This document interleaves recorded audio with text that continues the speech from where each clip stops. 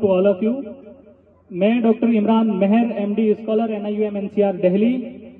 इय्याक नअबुदु व इय्याक नस्तईन, हम सिर्फ तेरी ही इबादत करते हैं और तुझसे ही मदद मांगते हैं।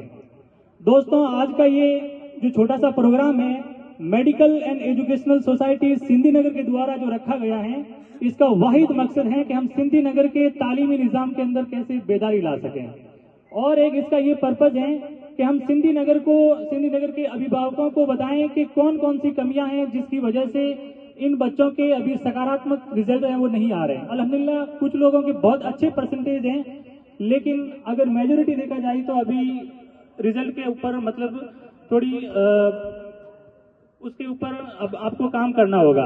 और इन बच्चों को ये बताया जाए कि आप एजुकेशन के बल पर, शिक्षा के बल पर कौन कौन से दुनिया के अंदर जो पॉसिबल काम है वो कर सकते हैं। हो इल्म तो कतरे से उबल सकता है दरिया, हो इल्म तो कतरे से उबल सकता है दरिया, अगर तुम चाहो तो जर्रे को भी सूरज से मिला दो, बेइल्म को हक ही नहीं जीने का इस जहान में, जैसे तने बेरूह दफना दो या जला दो। मैं सिंधी नगर के जो अभिभावक हैं उनसे यही रिक्वेस्ट करूंगा कि आप अपने बच्चों को तालीम देना अपना अहम फराइज समझें।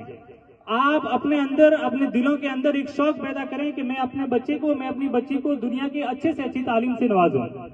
आप अपनी हलाल रोजी का ज्यादा से ज्यादा हिस्सा अपने बच्चों की तालीम पर खर्च करने।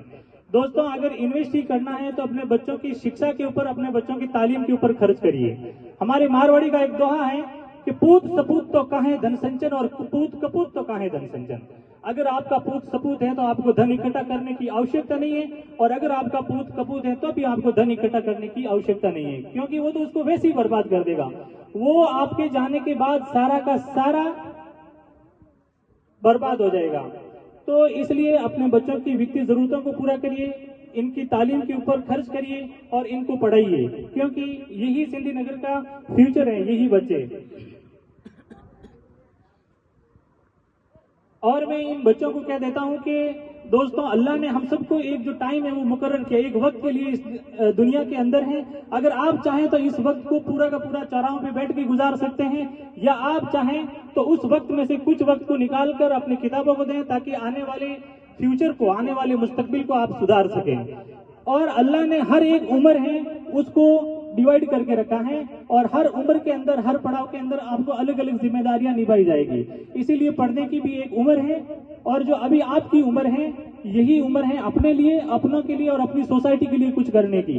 आ उम्र है उम्मीदारी, आ उम्र है सपनेरी, आ उम्र है मौजारी, और आई रात दिन खपनेरी, आई प्रेमरी, आई खतारी, आई उम्र है मुसीबतारी।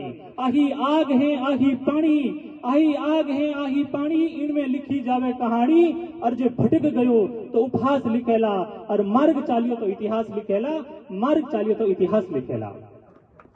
इसीलिए इस उम्र का आप भरपूर फायदा उठाइए, और इसके अंदर आप ज्यादा से ज्यादा मेहनत करिए और अपने मुस्तकबिल को सुधारिए।